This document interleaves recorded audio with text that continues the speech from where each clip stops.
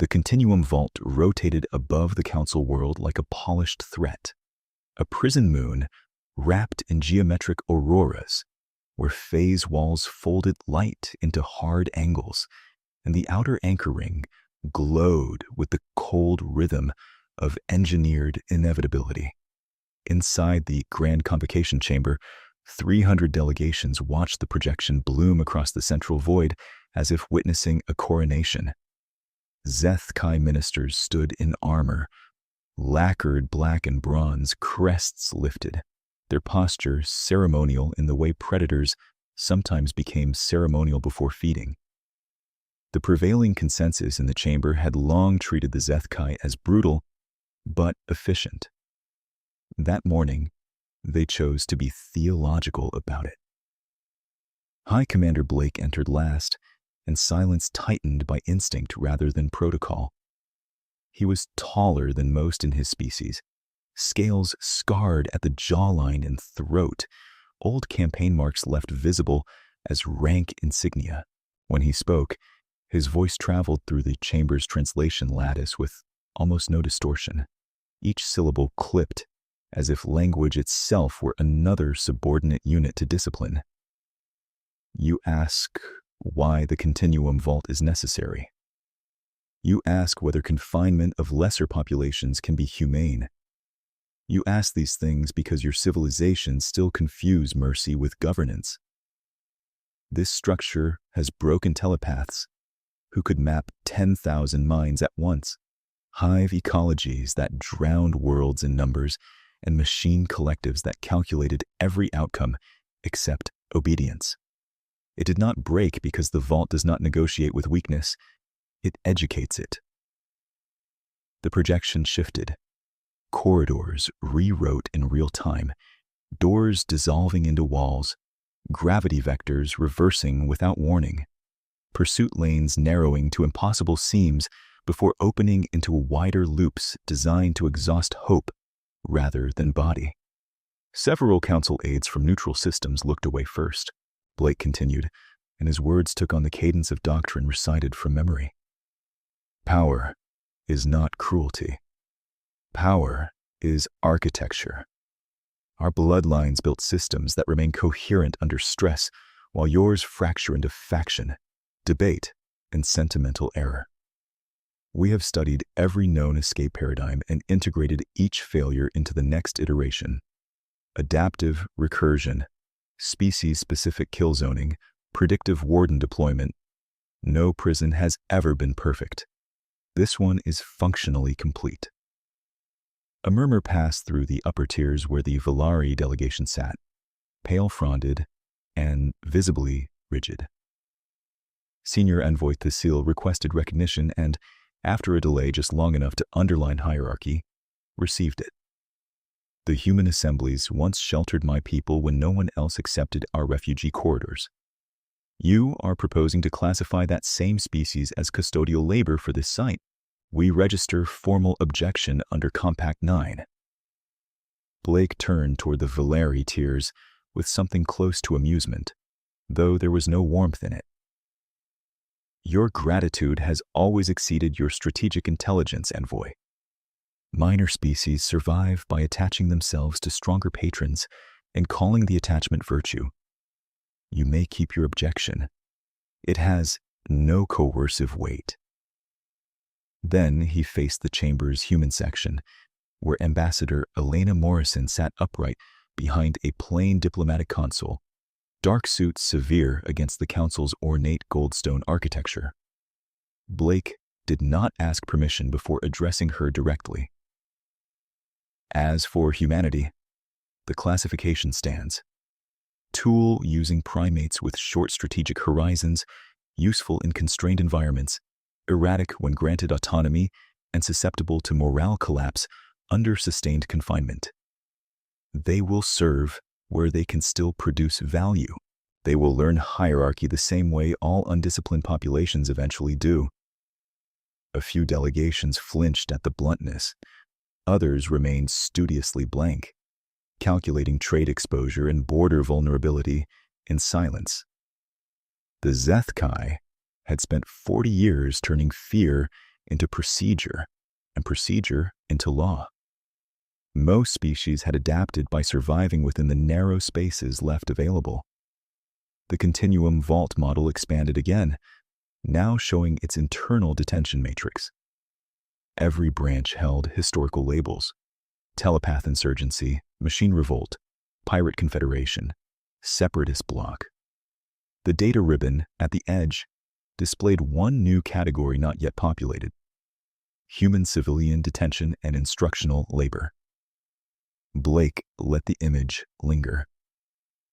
Effective immediately, all humanitarian flotillas entering disputed corridors adjacent to Karth Expanse will be subject to vault review and redirection.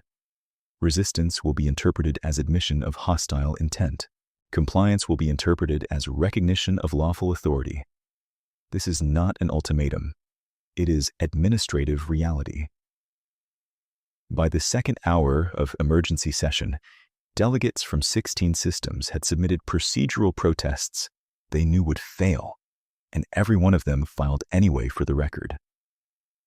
The chamber's acoustic field carried pen strokes, translation clicks, and quiet breathing that sounded, to Morrison, like a civilization trying not to panic in public. She stood only when the presiding clerk acknowledged her channel, and the room's attention shifted with the abruptness of a door seal locking. Elena Morrison did not perform outrage. She had spent 14 years in council politics learning that volume often signaled weakness, and that patience, if deployed correctly, could feel heavier than threat. "Let the record show," she said, voice level, "that the human assembly recognized the Continuum Vault briefing as declaration of species-ranked detention policy and as notice of intent to imprison non-combatant civilians under coercive labor doctrine. Let the record also show that these measures violate foundational charter law, maritime corridor law, and prisoner treatment covenants ratified by your own predecessor ministries." Blake watched her with predatory stillness. Morrison continued, each phrase precise enough to survive archival scrutiny centuries later. "For 211 years, humanity honored borders, mediated disputes not our own, and requested one reciprocal condition from every signatory state: restraint toward civilians. We are now informing this chamber that forced detention of civilian flotillas crosses a line that will not be negotiated around, delayed through procedure, or renamed through legal theater." Several delegates stopped typing. The phrase legal theater landed harder than shouting would have. She finished without raising her tone. "Release all detainees and revoke redirection orders. If you choose spectacle over law, the consequences become instructional." For 3 breaths, no one moved. Then Blake gave the smallest possible smile, the expression of an officer hearing a cadet recite doctrine they had no power to enforce. He did not answer her in chamber. He signaled his adjutant transmitted a full-spectrum military broadcast to every public relay in the sector and dismissed the warning as mammalian theater before half the chamber had exited their seats. On Luna Meridian, 9 light minutes and 1 secure relay chain away, Fleet Admiral Sarah Hayes watched the replay in Strategic Room C without commenting until it ended. She stood with hands behind her back, uniform unadorned except for command tabs and a service ribbon from the Refuge Wars. Her hair was iron gray at the temples, her expression the disciplined neutral of someone who had spent a career converting panic into planning horizon. Around her, the room's holographic table held a live decomposition of the Continuum Vault's known architecture: gravity shear bands, phase wall oscillation intervals, Warden Patrol probabilities extrapolated from Zethkai doctrine archives. Nothing in the model looked encouraging, which had not surprised anyone present. Rear Admiral Marcus Sullivan from Intelligence broke the silence first. "They want us emotional. They designed the announcement to force a symbolic response in the first 20 hours. If we rush, we feed their prediction engines." Hayes nodded once. Then we do not rush. At the edge of the table, Commander Ingrid Larson from Applied Systems zoomed into a corridor recursion pattern and overlaid a pale lattice of possible cycle anchors. Adaptive architecture is still architecture. It cannot rewrite truly at random because it has to preserve internal power continuity and logistics corridors for wardens. If it can be modeled, it can be scheduled. Captain David Cooper, recently transferred from Humanitarian Escort Command, folded his arms. Our hospital crews are trained for triage under fire, not recursive prison geometry. They are trained for cooperation under stress, Larson answered. That matters more. Hayes turned to Morrison on Secure Hollow, her image slightly grainy from transmission compression. You bought us legitimacy and time. We will spend both carefully. Morrison's response carried the fatigue of council combat, but no uncertainty. The Valeri are rattled but willing. Pax merchant houses are hedging publicly and offering quiet logistical data. Lum cryptographers requested legal cover in writing before they move. If you want coalition support, you need a clean legal spine before the first shot. Sullivan added, and if we move too visibly, Zethkai interdiction cruisers will shepherd our relief carriers straight into the vault for demonstration value. Hayes studied the rotating projection. Then, we treat their demonstration as our reconnaissance.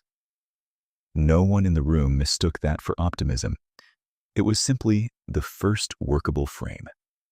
Across Earth and its orbital networks, human institutions shifted with practiced restraint rather than spectacle. Parliament blocs argued on open channels while voting emergency appropriations in near unanimity. Civilian traffic control rerouted lane priorities to clear relief vectors. Naval procurement quietly unlocked mothballed fabrication lines. At the Geneva Meridian Legal Office, teams drafted detention challenge briefs and war crime evidentiary templates in parallel because history had taught them that evidence delayed was justice denied. In a smaller operations bay 2 decks below, Strategic Room C, Lieutenant Sophia Novak coordinated multilingual brief packets for crews likely to enter the vault. The packets included medical protocols, corridor notation standards, cognitive fatigue warnings, and one unusual annex marked Cooperative Puzzle Methods. She paused on that title for a second, then sent it anyway. Zethkai doctrine treated confinement as domination through inevitability. Human rescue doctrine treated hostile systems as problems to be solved together, even when solving them required force. Late in the cycle, Hayes visited the quiet memorial wall near Fleet Command's central atrium, where names of civilians lost in earlier corridor raids were etched in matte steel. She stood there for less than a minute, then returned to operations and authorized pre-deployment for 3 hospital carriers and escort groups bound toward Karth under full humanitarian registry. When the order propagated, no speeches followed. Pilots checked flight plans. Marines checked breaching kits they hoped not to use. Engineers updated simulation stacks with every fragment of vault telemetry they could buy, trade, or borrow from nervous allies. Elena Morrison remained in chamber orbit to hold the legal front, while Sarah Hayes prepared the physical one, and between them ran a single strategic premise that everyone understood, even when unspoken. Patience had never meant passivity. It had meant choosing the moment when action would count. The secure channel chimed again before Hayes reached her command chair, and this time the source tag carried both Karth traffic control and the Council emergency seal. On the wall display, a Valeri courier skiff spun slowly against starlight, engines dark. 2 Zethkai interdiction cruisers holding it in a crosslock. The cruiser nearest the skiff had projected a legal notice in 6 languages directly onto the hull, a public branding designed for cameras rather than compliance. Morrison came through as an inset on the right side of the table, still in chamber orbit. jaw set hard enough to flatten her usual diplomatic calm. They waited for your carriers to clear dock, then seized the Valeri packet that filed your humanitarian lane reservation. They are charging document contamination and false registry conspiracy. It is fabricated, and they know it. On the central feed, a Zethkai adjudicator read from a slate with ritual detachment.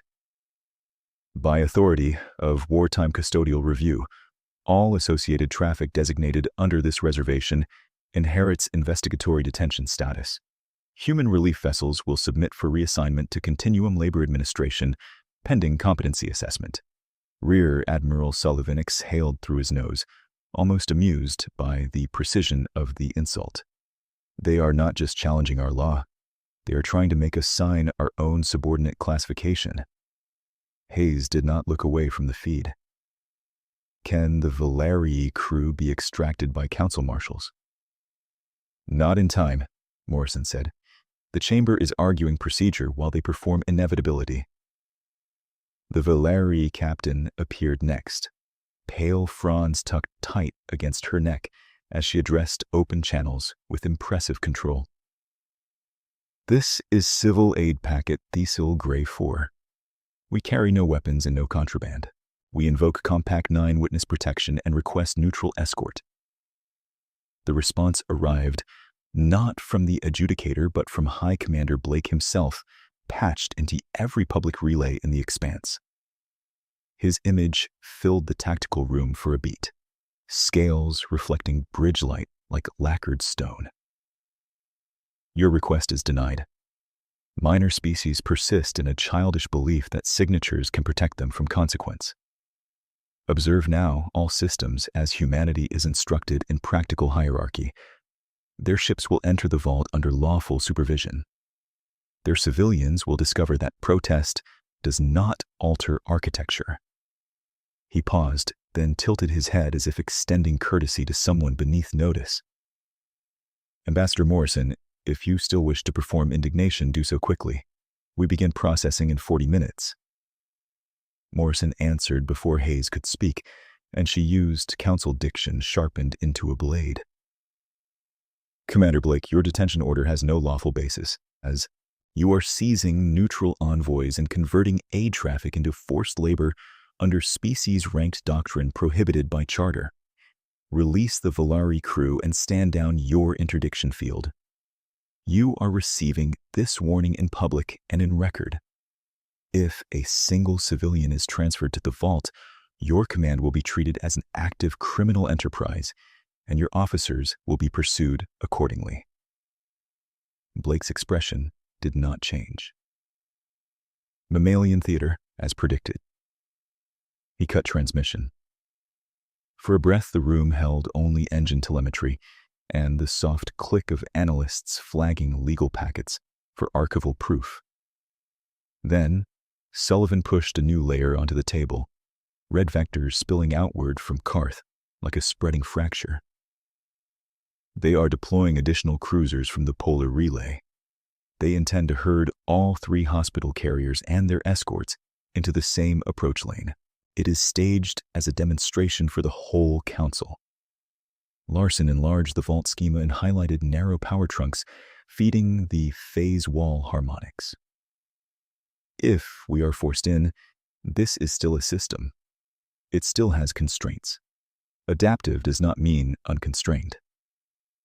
Captain Cooper, patched from the lead carrier Mercy of Dawn, looked tired but steady. The bridge lights behind him carried the washed gray of pre-combat protocol. Admiral, we can turn back and preserve hulls, but they will hold the Valeri as precedent and escalate lane seizures tomorrow. If we continue, they will claim we consented.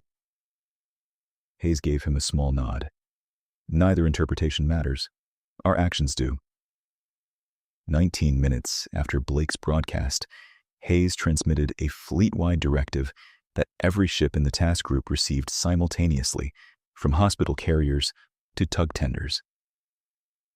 You will maintain humanitarian registry and proceed on assigned vector. You will record every order, every boarding attempt, every biometric scan. You will not fire first. If interdicted, You will comply long enough to map their process. Intelligence priority is corridor timing, drone maintenance channels, and warden response latency. We warned them. They dismissed the warning. Now we built the file and the solution. No cheer answered. Professional acknowledgments rolled back in clipped bursts. Confirmed. Copied. Understood. Morrison stayed on channel as the flotilla advanced, and her final words were for Hayes, alone. The chamber just voted to open emergency review. It will fail by 3 votes. I can stall censure language for maybe 2 hours. 2 hours is useful, Hayes said. It is all I have. It is enough to start. The first Zeth-Kai interdiction cruiser crossed the flotilla bow at Karth with obscene confidence, broadside batteries lit but idle, like a guard dog baring teeth for discipline, rather than hunger. Behind it, the Continuum Vault rotated into full view, its anchor ring carving pale arcs across the dark. The prison moon looked less like a fortress than a theorem written in metal, elegant and merciless. A Zeth-Kai traffic marshal opened a narrow band channel to mercy of dawn. Human convoy, reduce thrust by 40% and align to intake corridor 7. You are now in compliant transfer status. Deviation constitutes flight and confirms hostile intent. Your escorts will separate and await sorting. Cooper replied with medical calm that did not quite conceal contempt. This convoy is carrying surgical units, atmospheric antibiotics, and civilian trauma teams. We are operating under charter humanitarian exemption. Transmit your legal authority in full text. The marshal did not bother pretending patience. Authority is possession of this corridor. Then the firing began. Not at hulls, but at space around them. Precise exclusion bursts that fenced the convoy into a narrowing lane. Human escorts jinked on instinct and found new lot cones waiting, layered by ships that had arrived dark and silent from behind the moon's limb. In under a minute, the tactical display changed from maneuver map to containment geometry. On the command deck of the Zeth-Kai cruiser, Vow of Iron, Strategos Tarek Val watched the human formation compress and felt his crest settle in satisfaction. He had studied primate conflict behavior in military academy, the old footage of shouting legislatures and fractured coalitions, the endless evidence that humans burned energy on argument when pressure rose. Doctrine predicted one of 3 outcomes under corridor coercion: panic acceleration into weapons range, confused split maneuvers that isolated civilian hulls, or emotional transmissions demanding exceptions. He was prepared for all 3, because all 3 ended at the vault. His sensor officer clicked mandibles softly. Human escorts are holding interval, no break pattern, no threat lock. Val frowned. They understand they are trapped. Likely, Strategos. Then where is their fear display? The officer hesitated, then switched to feed to main. Human comms traffic scrolled in machine translation, dense and methodical. Corridor marker Alpha confirmed. Wall phase period estimate 2.9 seconds. Medical ward 3 requests structural map from engineering. Marine detachment asks for colored chalk equivalent for wall notation. Copy all. Begin cycle timing on my mark. Val stared at the text as if it contained an encoding trick. They are treating intake as survey. Perhaps denial response. Perhaps stupidity. Yet the pattern persisted. The human ships accepted tractor guidance into the vault approach spindle, and instead of pleas, they transmitted casualty baselines, deck assignment matrices, and requests for multilingual signage among detainees. One message from an escort corvette asked if any conscious prisoners in older blocks had observed recurring light flicker before corridor inversions. Another proposed synchronized breathing cues to reduce vertigo injuries during gravity shear events. It looked less like surrender than a team preparing for a technical exercise. 3 days earlier, Vol would have called that posture naive. In the moment, he called Blake on priority and kept his tone formal. "Hi, Commander. Intake is proceeding. However, human behavior does not match predicted collapse sequence." Blake's answer came with low irritation. "Prediction is a model, not scripture. Continue pressure." "They are requesting puzzle maps from existing detainees." A pause. Then a short laugh from Blake, flat as sheet metal. "Let them have drawings. Walls rewrite." Vol ended the call and gave the order for phase demonstration. Gravity shears activated across Intake Corridor 7 in staggered waves that had shattered telepath cadres in prior cycles. On his display, human silhouettes stumbled, braced, recovered. No stampede, no weapon discharge. Their Marines anchored med sleds with cargo webbing and began counting aloud through acceleration shifts, voices steady over open channels so civilians could match rhythm. One of Val's junior wardens muttered, not quietly enough, "They are adapting inside first contact." Val silenced him with a glance and reviewed the wider tactical picture. Outside the vault, Zethkai interdiction groups had caged the remaining escorts exactly as planned, but the human ships were not transmitting rage. They were transmitting data. Every shear pulse, every wall rewrite interval, every drone maintenance route that briefly exposed a blind angle in the surveillance lattice. The information bled outward through channels too low signature to flag as overt military traffic, writing med telemetry and life support diagnostics like dust hidden in clean water. On Luna Meridian, Larson caught the pattern first and pushed it to Hayes with one line attached. "They are mapping the prison while being processed by it." Hayes read the incoming streams in silence while the tactical table redrew itself around new probabilities. Corridor recursion was no longer abstract. It had timestamps, human annotations, and repeated anomalies at the same node clusters. The vault was adapting. Yes, but it was also revealing the rails beneath adaptation, the immutable logistic spine every elegant cruelty needed in order to function. Sullivan leaned over the display, eyes sharp now. "They think this is a spectacle. They are giving us full telemetry." Hayes keyed the task group command net and let her voice carry to every trapped crew. "Continue compliance posture. Continue compliance. Prioritize survival and mapping. Mark every repeating pattern, especially maintenance access and gravity reset lag. You are not pieces in their demonstration. You are the reconnaissance phase of a larger operation. Hold together. Record everything." Acknowledgements returned through static and interference, calm even when breathless. Cooper's came last, his bridge shaking as another shear wave rolled through the intake spine. "Mercy of Dawn copies. We are still here. We are still counting." Hayes ended the transmission and looked once at the rotating image of the continuum vault.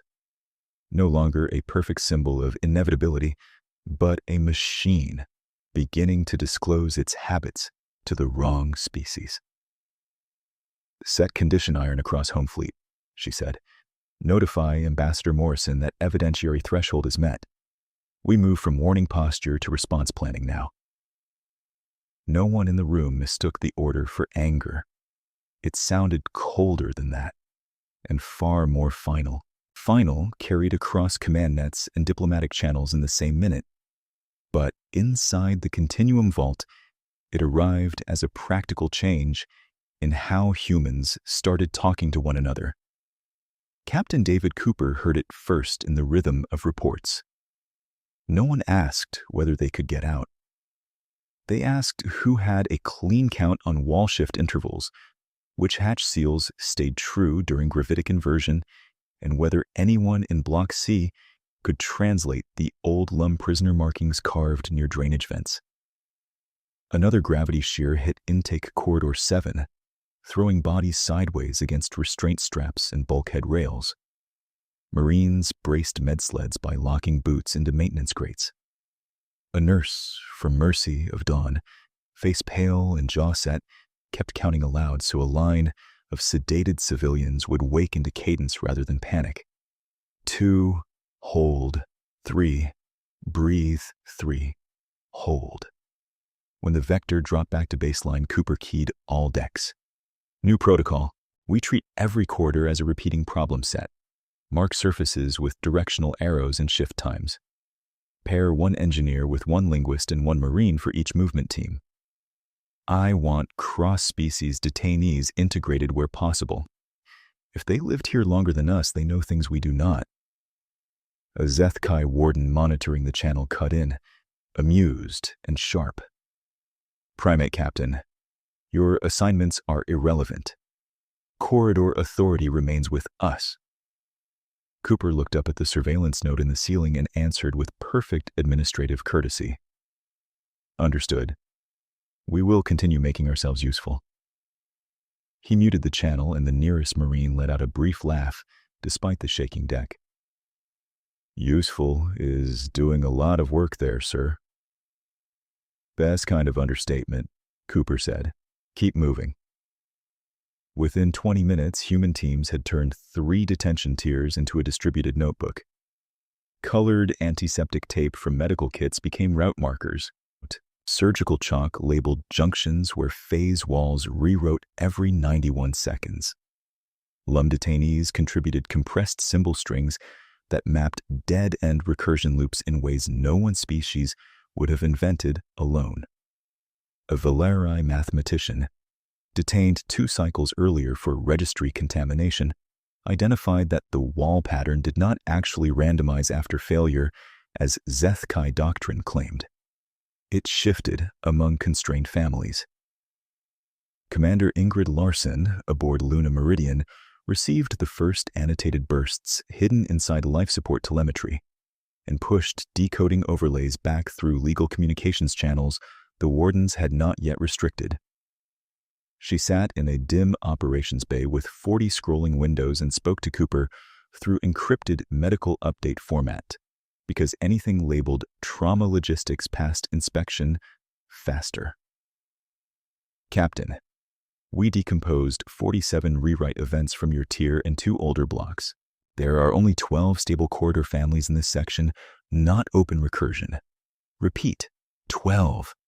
They are selecting from a bounded architecture tied to maintenance load.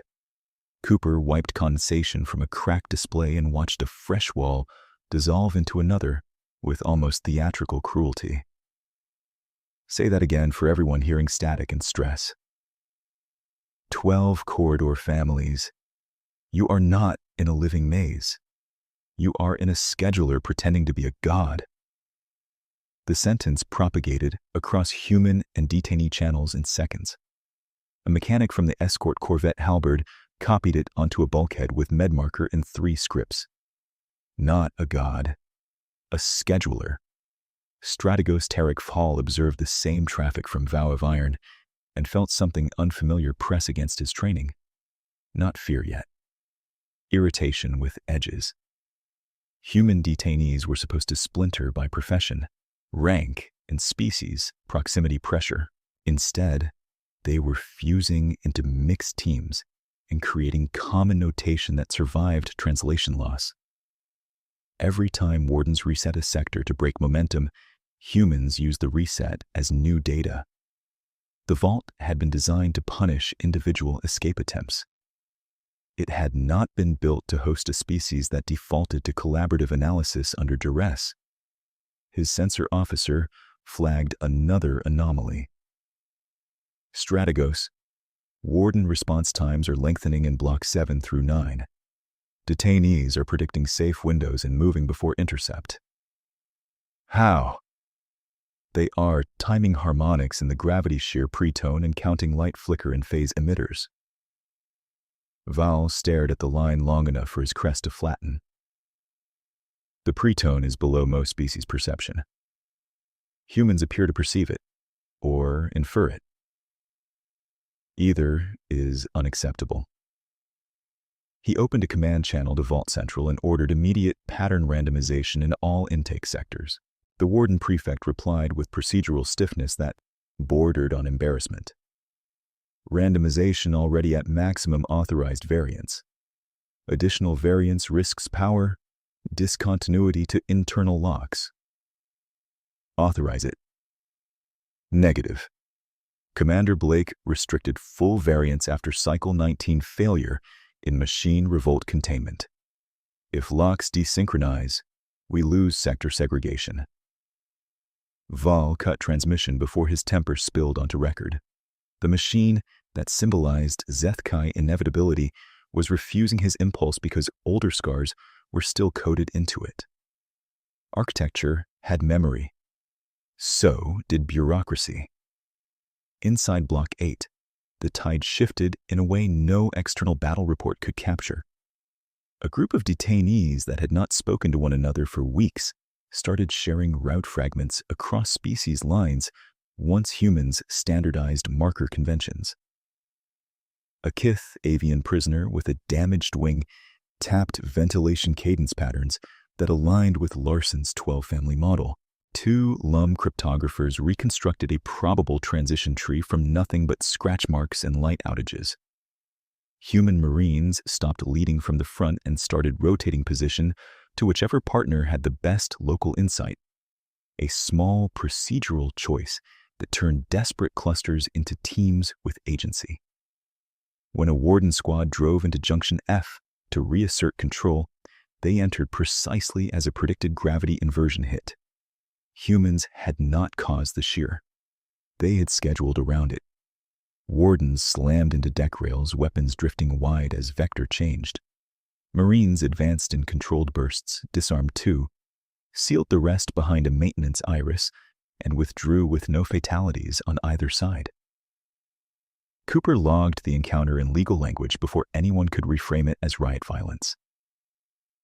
Engagement report. Defensive movement under imminent coercive threat. Minimal force. 2 wardens treated for blunt trauma and returned conscious to secured corridor. He attached body cam footage, witness statements from 3 non-human detainees, and phase timing data.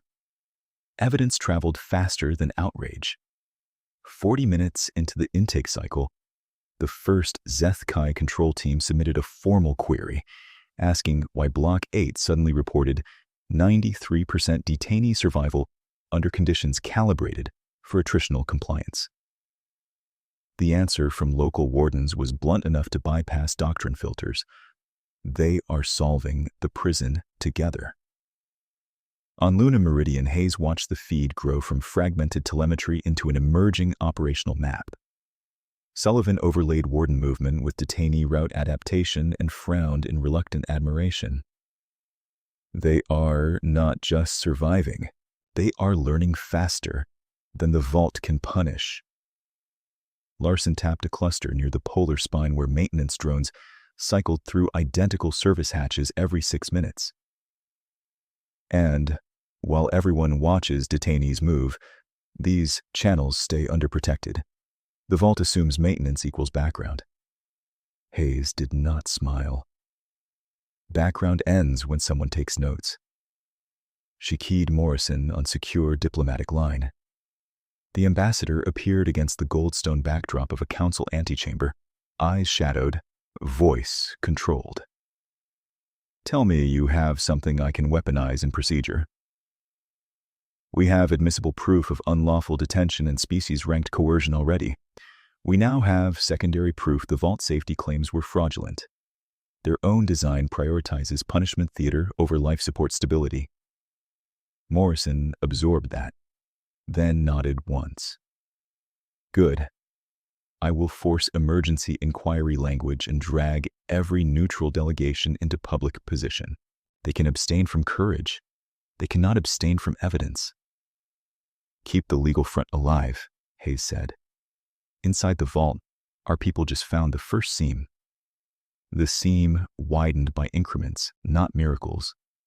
Human and allied detainees began moving between nodes in synchronized waves tied to predicted wall families. They no longer pushed blindly at sealed doors. They waited for specific rewrite moments, crossed, marked, and relayed. Warden intercept squads kept arriving one cycle late because their own routing permissions depended on command confirmations delayed by security hierarchy. The prison still held the advantage in firepower, surveillance depth, and internal authority. Yet control had become contested at the level that mattered most, who understood the system well enough to choose where pressure landed. Val recognized that truth when his tactical display lit with amber flags from 5 separate sectors reporting localized compliance degradation. It was bureaucratic language for an erosion doctrine said could not occur. He stood from his station and addressed his bridge officers in the formal register of command censure. Listen carefully. We are not facing spontaneous disorder. We are facing adaptive coordination by detainees aided by human analytical behavior that our models undervalued. Effective now, suspend assumption trees based on primate morale collapse. Replace with worst-case cooperative intelligence estimates. Any officer repeating academy predictions as certainty will be relieved. Silence answered him, heavy and resentful in places. Zeth-Kai command culture did not reward admission of doctrinal error, especially by line strategists in front of subordinates. He paid that cost anyway because the alternative was lying to himself while the situation degraded. The bridge doors opened moments later for a priority transmission from High Commander Blake. His image appeared larger than life on the command wall, scales gleaming under bridge lights, voice sharpened by anger held barely in check. Strategos Val. Explain why detention sectors are broadcasting unauthorized cross-species traffic, and why my public demonstration now resembles a workshop. Val kept his posture rigid. Commander, humans are treating confinement architecture as a bounded cognition problem.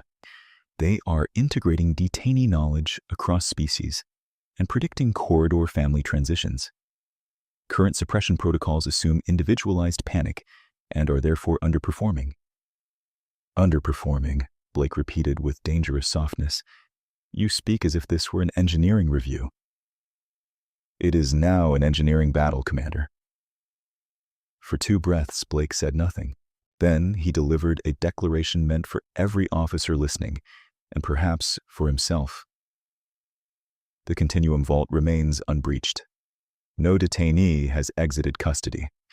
Your duty is restoration of instructional order. Seal interspecies communication channels. Isolate human clusters by oxygen rationing if needed. Escalate warden deployment to lethal authorization in sectors showing organized movement.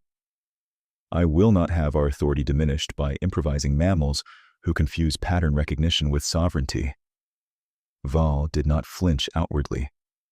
Inside, his conflict sharpened into a line he could no longer ignore. Zeth-Kai doctrine taught that authority created reality. Sensor logs showed reality refusing the lesson. He chose his words with care that bordered on peril. Commander, lethal escalation in dense mixed sectors will generate tribunal-grade evidence of mass abuse and may destabilize power trunks if firefights hit harmonic conduits. We can reassert control more reliably by cutting their mapping loop, not by saturating corridors with fire. Blake's eyes narrowed.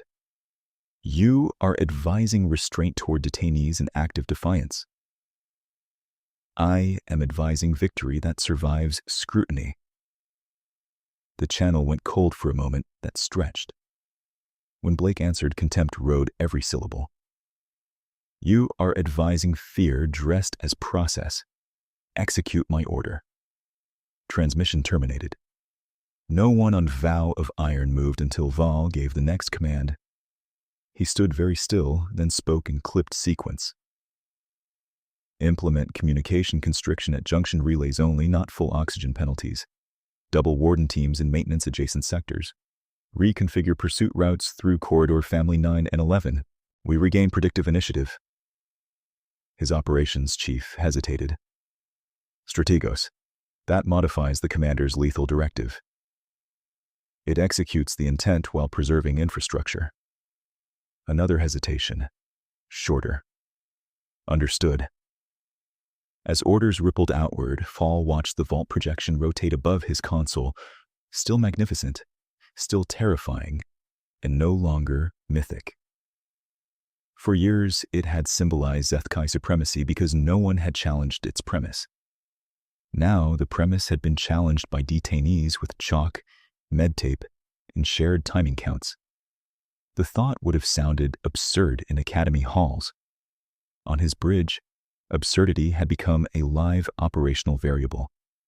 Inside the vault, Cooper received the first signs of regrouping as corridors that had stabilized into predictable cadence suddenly tightened into narrower loops, with warden squads arriving from unfamiliar approach angles.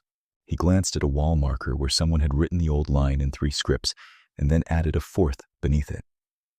Not a god, a scheduler. Schedulers can be outworked.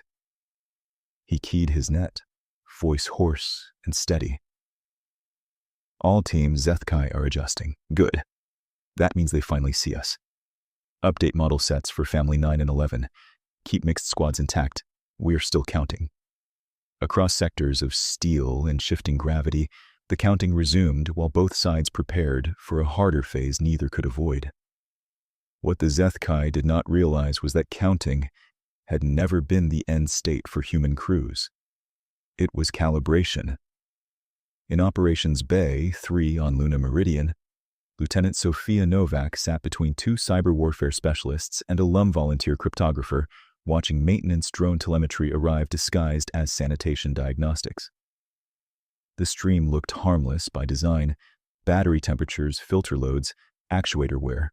Buried in the noise were short command intervals the wardens used to authorize micro-corrections and gravity shears, so their own patrols could cross hazardous sectors without injury. Novak leaned closer to the display. There. Every 6th packet carries an unsigned fallback instruction. It is accepted if central validation is delayed longer than 0.8 seconds. The LUM cryptographer clicked her mandibles in concentration. Failsafe for damaged networks. Failsafe for lazy doctrine, Novak said. They trusted hierarchy more than adversarial review. Larson appeared on hollow, hair tied back, eyes red from too many consecutive hours at the board. Can you write to it without tripping their integrity alarms? Not directly, Novak answered. But maintenance drones can. They are trusted endpoints, and they hand off through local repeaters no one is auditing in real time because they are beneath command dignity. One cyber specialist whistled softly at that. The empire that built a prison moon forgot to threat model janitorial traffic. Larson did not smile. If we do this, it has to look like routine harmonization drift. We cannot spike it. We need graceful failure for detainee routes and catastrophic inconvenience for pursuit vectors. Novak already had the architecture open. We phase lock harmless windows to the 12 family transitions Cooper identified. When human and allied teams move on marker cadence, shears flatten for 2.2 seconds. Warden routes get delayed by 1 cycle, then hit compounded inversion. Can you keep lethality low? Larson asked. Or are we crossing that line? Low, Novak said immediately. Disorienting. Bone bruising at worst if they keep charging blind. We are not building slaughter traps. We are creating decision friction. Larson gave one decisive nod. Execute on my authority. Route through medical firmware updates from Mercy of Dawn. If challenged, this is detainee life support stabilization, which is true. The patch rolled out in fragments so small that no single segment looked strategic. A checksum tweak in Block 7. A timing offset in Block 9. A drone that paused 3 seconds longer than usual at a vent hub, then moved on. In the vault, nothing exploded. No alarms screamed. The machine simply began to obey a different rhythm. Cooper felt the shift at Junction F when his team crossed during a predicted inversion and, for the first time in 7 hours, The corridor held steady beneath their boots long enough for two stretcher teams to pass each other cleanly.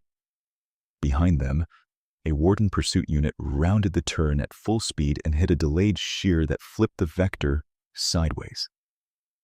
Armor struck wall plating. Weapons clattered. No one died. Oh, everyone stopped pretending control was unilateral. "Window held," Cooper said into his mic, trying not to sound surprised. "Repeat. Window held on Family 11 Cross."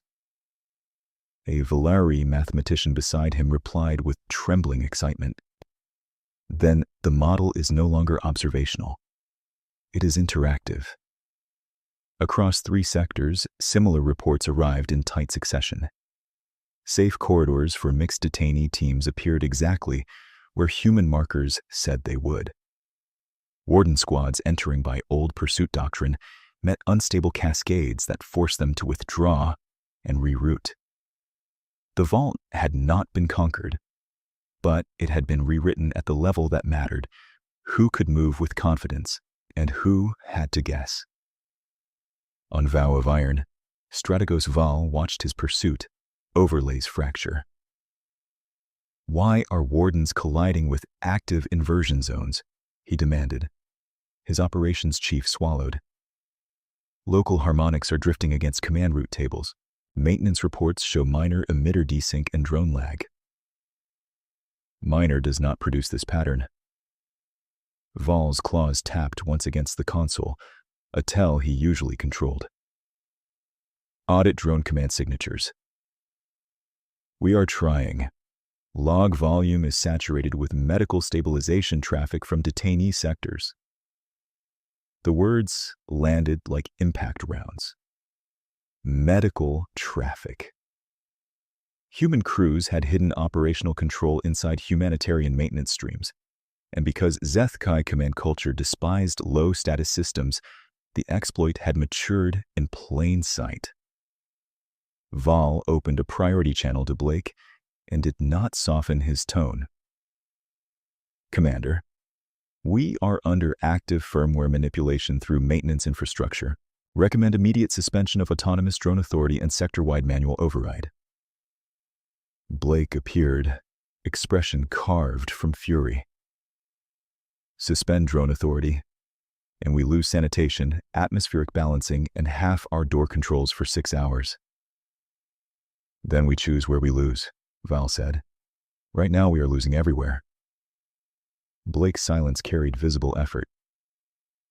"Patch the patch. Restore order. We do not yet know the full insertion path." "Then find it faster than mammals with chalk." Channel dead. 90 minutes into the adjustment cycle, the first Zethkai internal memo labeled "The situation contested mobility event," rather than isolated compliance degradation. It was bureaucratic language for fear arriving in institutional form. Inside Block 9, fear had a different shape.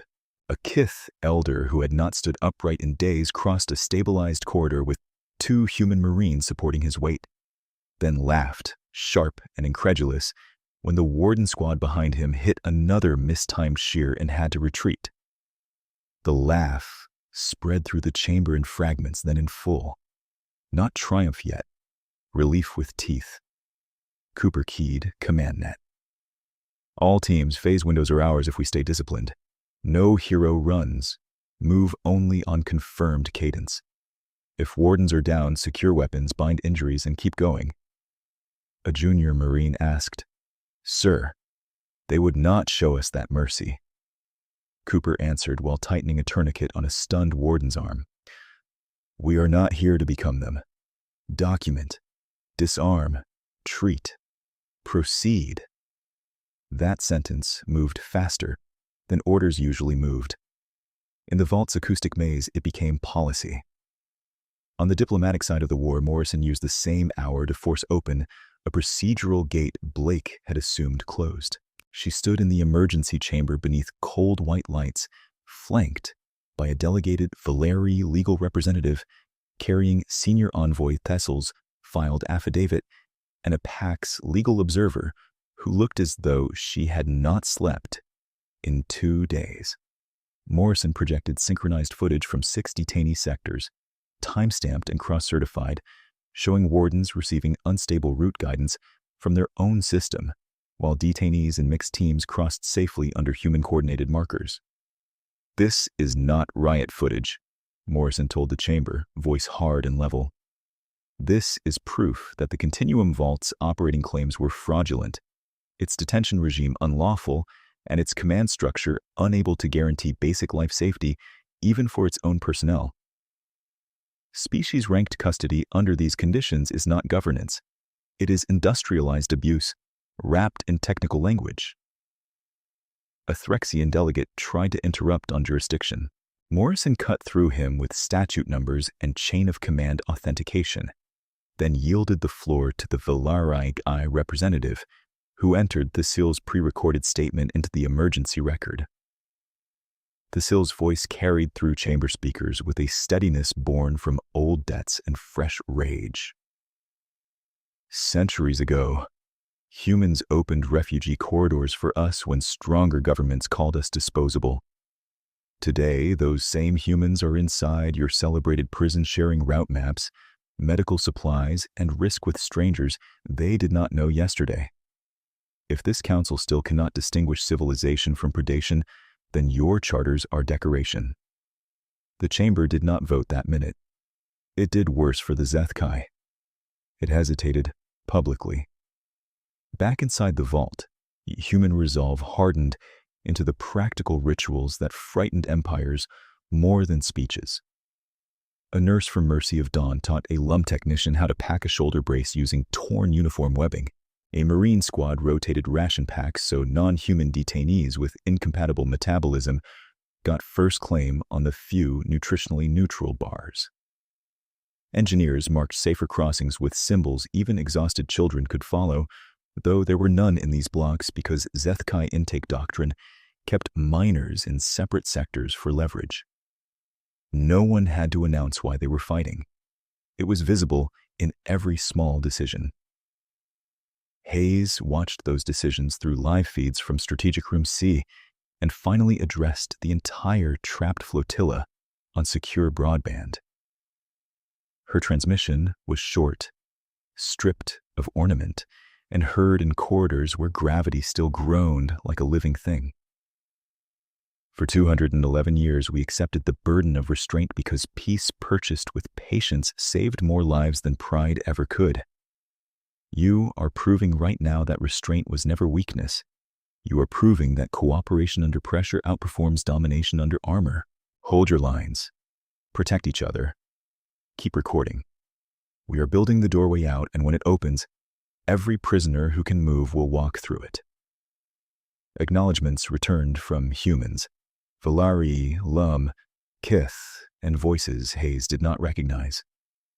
The plurality itself was the point. Val heard the same message through interception and felt the strategic terrain tilt again. Human command was not feeding panic or vengeance, it was feeding cohesion. Zethkai doctrine could crush uprisings, outgun fleets, and absorb casualties with pitiless efficiency. It had no elegant counter to an enemy that kept turning every pressure point into shared procedure. His censor officer whispered, without looking up, "Strategos, if they can hold these windows, they will reach maintenance spine access in 3 sectors." Val answered quietly, "I know." They could touch the polar anchor ring controls. He did not answer that one. At Junction K in Block 7, Cooper's teams reached the first maintenance spine hatch and found it sealed by a biometric lock keyed to Zethkai officer signatures. Novak was waiting on encrypted channel with a workaround assembled from stolen drone certificates and one captured warden gauntlet pressed to a scanner by a Marine who looked deeply unimpressed with history. "Captain," Novak said, "you will have 16 seconds after unlock before Central notices the credential mismatch. You need 3 people through, no more." Cooper glanced at the volunteers gathering near the hatch. 1 engineer, 1 Marine, 1 Valarii navigator, whose memory for 3-dimensional drift maps had already saved dozens. 3 is enough." The hatch irised open with a hiss. They slipped inside as alarms began to wake. What they found in the spine confirmed Larson's model and expanded it. The vault's adaptive corridors were fed by harmonic governors, arranged in stacked arrays, each one prioritizing command-protected pursuit lanes and treating detainee movement as noise to suppress. Rewriting that priority matrix would not free everyone instantly. It would, however, reverse the local logic, making rescue paths stable and enforcement paths uncertain across half the prison in under a minute. Novak's voice crackled in Cooper's ear. "Can your engineer access port C12? Working. You are going to load packet Aurora Gray. It remaps harmonic priority to civilian life safety corridors and flags lethal shear thresholds as invalid for occupied sectors. In plain language, doors open where people can survive." The engineer's hands moved fast over a panel that had never been designed for human fingers. Upload at 40%. Behind them, pounding impacts hit the hatch. Wardens. The Marine took position, weapon low, and called through the door in trade cant. "Stand down. Medical teams are in this section. We do not want a fire exchange." No answer. More impacts. Upload 62%. On vow of iron, alarms finally coalesced into a pattern even denial could not absorb. Val saw unauthorized write attempts cascading through harmonic control nodes near the polar spine and felt a cold clarity settle over him. This was no longer detainee adaptation. This was infrastructural capture. He opened emergency channel to Blake and spoke over the rising klaxons. "Commander, humans are attempting to seize harmonic governors. If they succeed, they can dictate movement topology in central sectors. Recommend immediate fleet-level response at polar anchor ring and evacuation of non-essential command staff." Blake's reply came like a blade drawn too late. "You told me this was containable. I told you it was an engineering battle." A hiss of breath, then the order Val had expected and feared. "All ships converge on the vault. Lock the polar ring. No exits.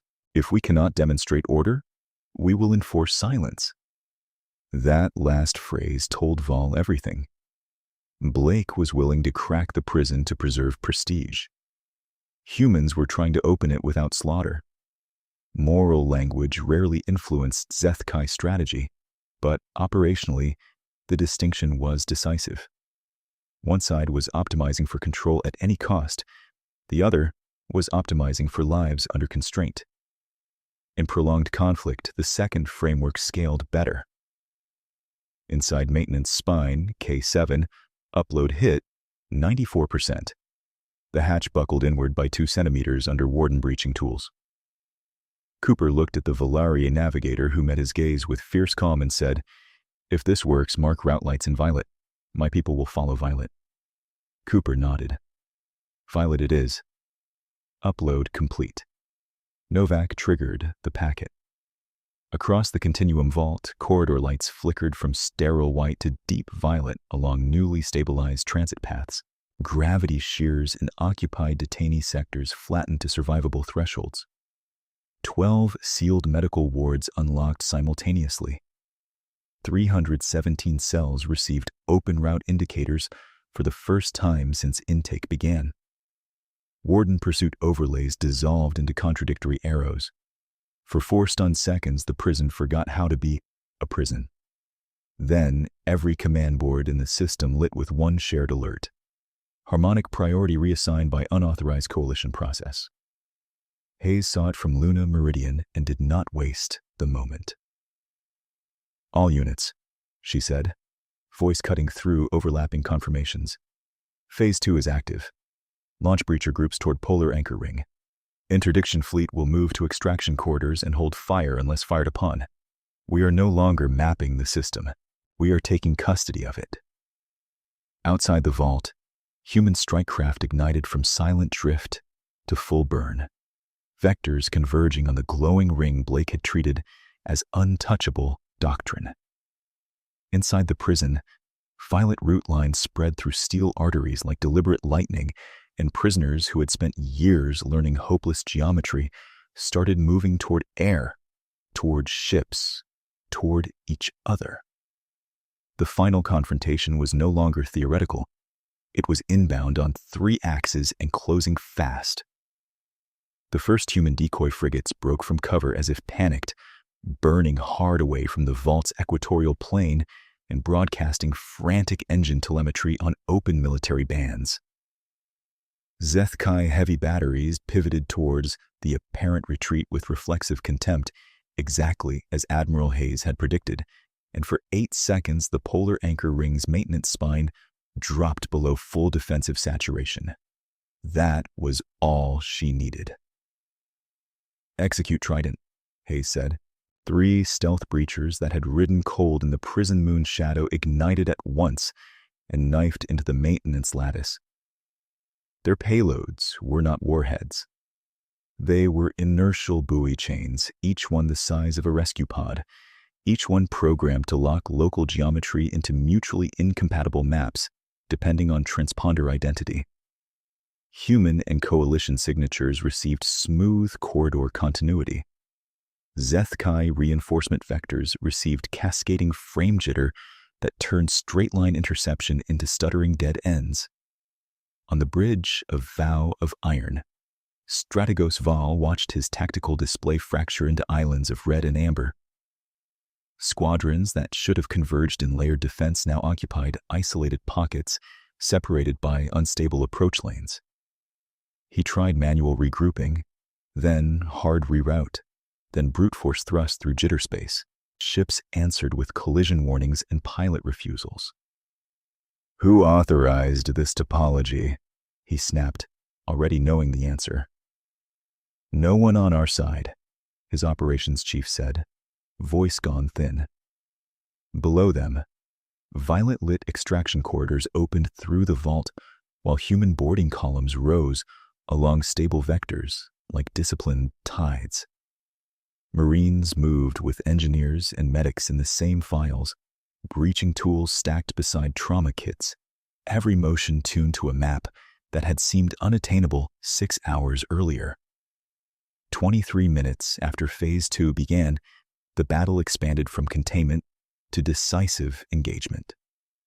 Zeth-Kai cruiser groups attempted to encircle the polar ring from 3 altitude bands, betting on mass and fire control depth to crush the breacher elements before they could entrench. Hayes answered with a 3-axis feint that turned their doctrine against itself. Decoy frigates on the outer band kept pretending to break. Mainline destroyers on the middle band held just outside expected engagement range, inviting pursuit. The real pressure came from low-profile strike wings cutting through the maintenance spine, where buoy chains had stabilized human lanes and destabilized everyone else. "Target propulsion clusters only," Hayes ordered over FleetNet. "No core breaches. We need prison integrity and live surrender options." Non-nuclear kinetic lances fired in disciplined salvos, tungsten-dense penetrators crossing the dark as brief silver lines. They hit drive bells, vector vanes, and maneuvering throats with surgical precision. Zeth-Kai ships did not detonate. They shuddered, spun, and went dead in place. Weapons still hot, but mobility gone. In pocket after pocket, isolated formations discovered they could neither retreat nor support adjacent units. Captain Cooper saw the effect from inside the vault through a maintenance viewport scored by old stress cracks. "Look at that," he said, almost disbelieving, as 3 enemy escorts lost thrust and drifted clear of the extraction corridor. "They are peeling the fleet apart without tearing the station apart." Beside him, the Valari navigator touched the violet route line with trembling fingers. "You brought a scalpel to an empire." Not all Zeth-Kai commanders accepted the operational reality. 2 battle groups pushed straight through unstable geometry on override authority and paid for it with friendly interference and vector collapse. One clipped the anchor ring and sheared antenna fields into glittering debris. Another lost alignment long enough for human strike craft to pass under its guns and lance both primary engines in under 4 seconds. Val sent a final consolidated warning to Blake. "Commander, pockets are no longer mutually supporting. We must signal conditional stand-down to preserve command continuity." Blake's response came on the command channel, amplified to all senior bridges by his own choice. "Stand-down language is surrender language. Maintain fire. The prison remains ours." Val stared at the waveform, then at the casualty projections ticking upward as immobile ships became tactical liabilities instead of assets. For the first time in his service life, he keyed a non-compliant reply. "Negative, Commander. The prison is contested and your fleet is segmented. Continuing current posture destroys us in detail." Blake cut him off mid-sentence. At 11 minutes into the anchor ring engagement, Blake committed his last card. His flagship, Sovereign Claw, rolled to expose its planetary bombardment array and began lock sequence on Karth's inhabited moon, a target too large and too civilian for any legal ambiguity. If he could not preserve Imperial prestige, he would purchase terror. Hayes had anticipated that pattern too. "Cyber teams execute mirror glass," she said. On Luna Meridian and aboard 2 forward warfare cutters, human operators punched through the same command pathways Novak had exploited inside the vault, this time via Blake's own relay redundancies. They did not spoof a fake order.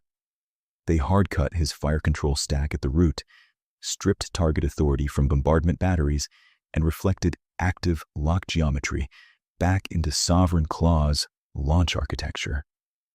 Blake's tactical board showed incoming threat from his selected target set and auto-routed defensive shutters across his own launch bays. Missiles armed themselves into sealed racks and safed under catastrophic interlock. On Blake's bridge, alarms changed tone from triumph to panic. "Why are bays sealed?" he roared. A weapons officer swallowed hard. "Defensive mirror protocol, Commander. System reads internal strike risk. Fire control rejects override." "Then purge the stack." "Cannot. Route access revoked." Hayes opened a direct channel to Sovereign Claw and let every ship in range hear it. Her voice was calm enough to sound merciless. "Hi, Commander Blake. Your bombardment lock is void. Your fleet is segmented. Your pursuit topology is broken, and your propulsion groups are being disabled one formation at a time. Order immediate surrender, and medical corridors remain open to your crews. Continue resistance and you will still lose, only with more names on both sides." Blake's answer arrived as a hiss of contempt. "You mistake sabotage for strength." "No," Hayes said. "We mistake cruelty for policy no longer." Around Sovereign Claw, the final outer escorts went dark under kinetic lance strikes to their drives. Human breachers latched to the flagship's command citadel in 2 waves, magnetic claws biting armor seams while suppressive fire pinned remaining turret teams. Inside the vault, violet corridors carried liberated detainees toward docked hospital craft as Marine rearguards held intersections against disorganized Warden resistance that now arrived late, split, and uncertain. In the final seconds of the 11th minute, Zeth Kai command coherence collapsed from doctrine into disconnected defiance, and active fleet combat ended. Surrender signals started appearing in that same closing window, first from immobilized frigate wings, then from 2 cruiser pockets whose captains had watched Sovereign Claw's launch bays lock against themselves. Human traffic control acknowledged each signal in formal military code and assigned safe drift lanes. Med teams launched toward disabled enemy hulls even before the battle board stopped flashing contact warnings. Hayes did not celebrate. She watched one final icon, the command citadel breach on Blake's flagship. "Boarding teams report." Static. Then, Sergeant Nathan Brooks, voice tight with exertion. "Citadel bulkhead cut complete. Venting protocol attempted from inside failed after external purge lock by Team 2. We are entering now. The corridor beyond Sovereign Claw's citadel was thick with extinguished smoke and emergency strobes. Human Marines advanced in disciplined wedges, weapons aimed center mass, stun and lethal options both hot but controlled. Zeth Kai command guards fired from overturned consoles, then folded when a gravity pulse from damaged internal generators knocked them off stance. 2 were disarmed and restrained. 1 surrendered outright when he saw medics behind the assault file instead of execution squads. Brooks signaled halt at the final bridge door. Thermal shows 7 armed, 1 command signature at central dais. "On my mark," he said, then breached. The bridge was a cathedral of cracked displays and red warning light.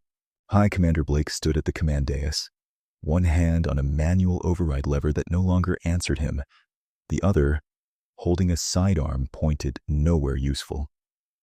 His crest was raised in fury, not fear. Around him, remaining officers looked from dead consoles to the armored humans and seemed to understand, each at a different speed, that doctrine had run out before ammunition did. "Drop weapons," Brooks ordered. "You are surrounded and out of options." Blake bared his teeth. "I command an empire." "You command a disabled ship," Brooks said. "Final instruction, drop it." One of Blake's own officers lowered her weapon first and placed it on the deck. Another followed. Blake did not. He squeezed the sidearm trigger once toward an overhead camera rather than toward the Marines, shattering the lens in a burst of sparks, then flung the weapon aside with visible disgust. "Take your trophy," he said. Marines advanced, locked restraint fields around his wrists and torso, and forced him to one knee under controlled pressure. Blake twisted against the field and hissed through clenched jaws, exactly loud enough for recorders. "You are not superior, only treacherous."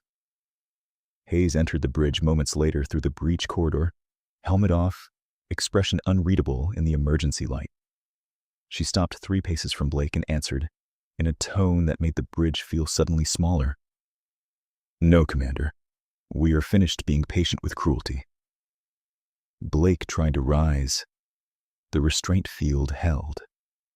His eyes tracked from Hayes to the bridge windows where disabled Zeth-Kai ships drifted beside human rescue craft tending both sides. The contradiction seemed to strike him harder than defeat. "You could have burned us," he said, voice rough now. "Why keep us alive?" Hayes held his gaze. "Because law is not theater for us. Because your crews are not your crimes. Because the galaxy has seen enough rulers who confuse vengeance with order." Brooks transmitted custody confirmation on open legal channel, and Morrison's office patched in immediately with tribunal authority packets pre-signed and time-stamped. Ambassador Morrison's hologram appeared above a damaged console, the chamber light behind her stark and unforgiving. "High Commander Blake of the Zeth-Kai command structure, you are hereby placed under interspecies, arrest for mass enslavement, unlawful detention, species-ranked coercive policy, and war crimes under charter covenants. You will be transferred under guard to Hague, Meridian Tribunal jurisdiction. You will receive counsel. You will receive trial. You will not receive impunity." Blake laughed once, brittle and disbelieving. "You will try me in my own prison." Morrison did not blink. "Demilitarized custody facility, pending court order, yes."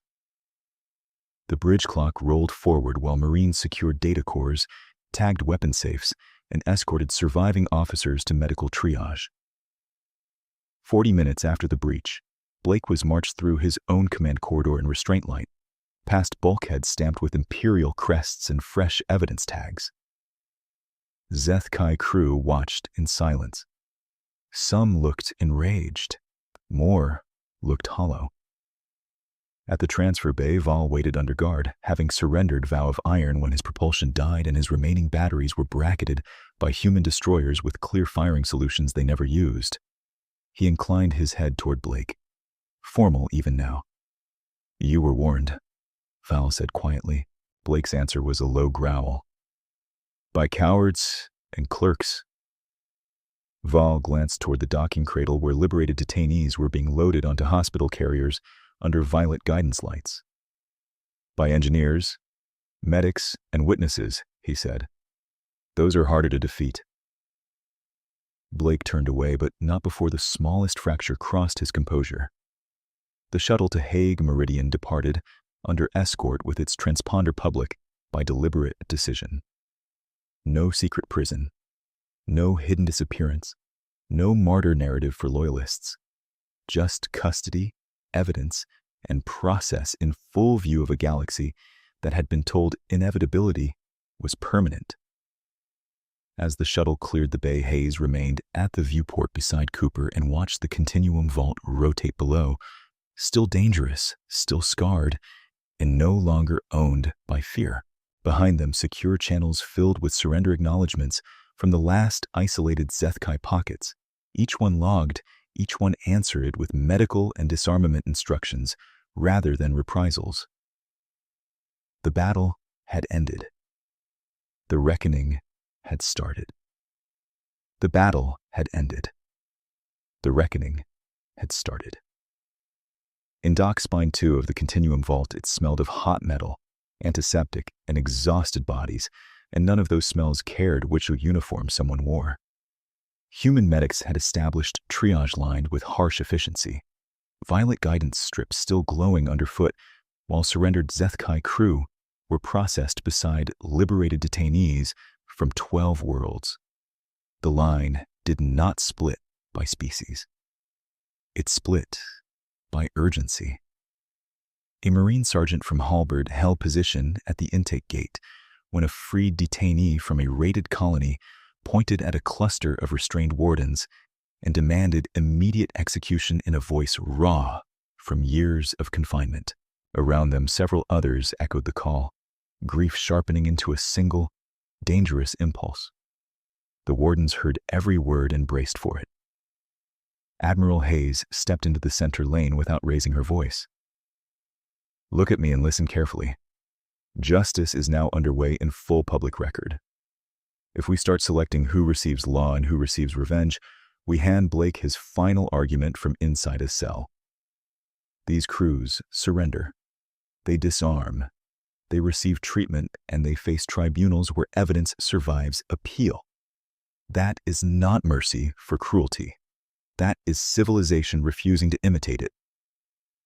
The detainee held her stare for 3 heavy seconds, then gave one stiff nod and stepped back. The moment passed. It did not vanish, but it passed. Captain Cooper spent the next hour overseeing corridor extractions while Nurse Amina Patel from Mercy of Dawn stitched a laceration across a Zethkai warden's brow. The warden flinched, confused, more than pained. "Why?" he asked in broken trade cant. "Are you treating me first?" Patel did not pause. "You are first because your airway was unstable. Triage is math, not loyalty." Nearby, Lieutenant Sophia Novak supervised the seizure inventory as Marines stacked Blake's command cores, encrypted slates and bridge recorder crystals in transparent chain of custody cases. Each case received dual signatures, one human legal officer and one non-human witness drawn from freed detainees to prevent future claims of fabrication. The body cam files from Junction F, the maintenance drone command logs, and the emergency chamber recording of Thiesel's statement were all mirrored to council archives and independent LUM repositories in the same minute. Every physical item collected in the battle now had a destination, a custodian, and an evidentiary checksum. 3 days after the surrender, Strategos Val sat in a temporary hearing room aboard Luna Meridian, wrists unbound but guarded, and delivered sworn technical testimony that dismantled the last Zethkai defense narratives. He confirmed Blake's lethal escalation order, confirmed command awareness of fraudulent safety claims, and confirmed that oxygen ration penalties had been considered against mixed detainee sectors. When Morrison asked why he had partially modified Blake's directive, Val answered with bleak precision. Because command and control had already begun to fail. Because saturation fire and harmonic conduits would have killed my own personnel and detainees together. Because you call it law, and we called it scrutiny, but they describe the same wall that power eventually strikes. He signed the transcript. He did not ask for leniency in that room. At Hague Meridian Tribunal, High Commander Blake refused counsel for the first session, then demanded counsel when confronted with synchronized evidence displays that no rhetorical maneuver could fracture. The prosecution did not rely on outrage. It relied on sequence. Morrison introduced the initial counsel broadcast and detention order. Sullivan entered the telemetry proving coercive herding of hospital carriers. Larson explained the bounded corridor families and fraudulent randomization claims. Novak authenticated the maintenance fallback exploit and showed why it succeeded, not because of supernatural brilliance, but because the Vault's hierarchy treated low-status infrastructure as beneath threat review. Cooper entered medical logs and use-of-force reports demonstrating repeated human restraint under direct coercion. Then came the witness line Blake had dismissed for years. Valari, Kith, Lum, Pax, and former Zethkai technicians who had watched command doctrine consume its own crews. Senior Envoy Thasil testified in person, Franz silvered with age, voice steady as reinforced glass. You called gratitude a weakness of minor species. Today, gratitude stands as evidence and law stands as verdict. You were warned in public. You chose spectacle. Blake's conviction was unanimous across all charter judges. Sentence was announced in open session and rebroadcast unedited to every Zethkai province that still had functioning relays.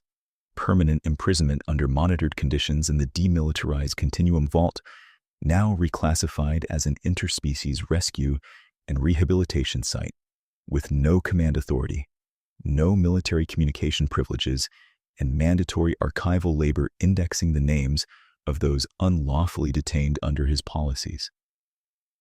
When the sentence ended, Blake said nothing. The silence was entered into record as his final statement. 5 weeks after the tribunal, the council reconvened in the same grand convocation chamber where the vault had first been unveiled as a relic of hierarchy. This time, the projection over the central void showed transparent detention audits, open transit wards, and mixed inspection teams walking former kill zones, now stripped of weapons.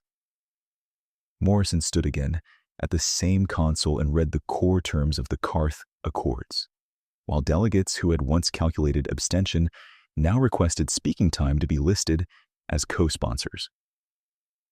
Article 1, she said, prohibits species-ranked legal systems in all signatory jurisdictions. Article 2 places all extrajudicial detention infrastructure under rotating multinational inspection led by a human administrative command with Valari, Lum, Pax, and Kyth oversight mandates. Article 3 establishes anti-slavery patrol authorities in reopened trade quarters with immediate sanction triggers for noncompliance. Article 4 recognizes survivor testimony as primary evidentiary class, not supplemental narrative. The vote lights turned green in a wave that felt less dramatic than inevitable. And that was precisely the point. Procedure had finally caught up to memory. Hayes returned to Karth orbit for the repatriation corridor opening, where surrendered Zethkai crews were transferred through monitored civilian routes after medical clearance and disarmament pledges. Public pressure for collective punishment had not disappeared, but policy held. Each shuttle departed with biometric records, legal briefings in native script, and a standing citizenship offer under accord law for those who renounced imperial command doctrine. Val accepted on the spot, not as absolution, but as obligation. He later joined the Vault Transition Authority as a technical advisor under supervision, spending his first month mapping old pursuit algorithms into museum exhibits labeled "How Domination Fails Under Cooperative Resistance." By the second year of Reconstruction Compact's Pax Merchant lanes were fully active again under anti-slavery patrol screens. Volare security guarantees were embedded in corridor law rather than diplomatic favor, and LUM cryptographers ran independent audit nodes that automatically flagged detention anomalies before ministries could bury them in paperwork. Cooper returned to Humanitarian Escort Command with promotion. He tried to decline and failed to decline. Novak moved to Infrastructure Security Directorate and rewrote maintenance trust protocols across human and allied fleets, so no future empire could hide coercive control in background systems again. Larson chaired the new Civic Systems Defense Institute, where first-year cadets learned the sentence that had traveled through the vault when hope was still uncertain. You are not in a living maze. You are in a scheduler pretending to be a god. 3 years after the battle, the Continuum Vault rotated above Karth as something unrecognizable to its original designers. One hemisphere housed rehabilitation wards, legal clinics, and transit docks for recovered trafficking victims. Another held the preserved command spine as a public archive, doors open, warnings plain, every doctrine plaque paired with testimonies from people who had survived it. The old polar anchor ring still bore scorch marks from Trident deployment, left visible by deliberate vote. On a quiet cycle in the late autumn standard, a school group from 7 species stepped through former intake corridor 7 under soft white lights, where gravity no longer snapped and walls no longer rewrote to punish uncertainty. Their guide was a Volare historian. Their security escort was a human marine in dress gray. Their systems lecturer was a reformed Zethkai engineer who paused at junction F and explained, in careful neutral language, how a fallback packet meant for convenience had become a doorway because someone decided maintenance traffic mattered. The children reached the first cell open during Phase 2. On the wall, preserved behind clear shielding, the original marker text remained in 4 scripts, then 7, added over time by survivors and visitors who understood what the chamber represented. The youngest student traced the letters with one claw tip against the shield and read aloud, slowly, so everyone heard it correctly. Kindness remembered. Cruelty answered. Choice matters. No alarms followed. No one issued a threat dressed as doctrine. Outside the viewport, hospital shuttles and patrol cutters crossed paths in practiced lanes, and the old prison moon kept turning, no longer a symbol of who could be broken, but of who had chosen not to break others when victory gave them every opportunity.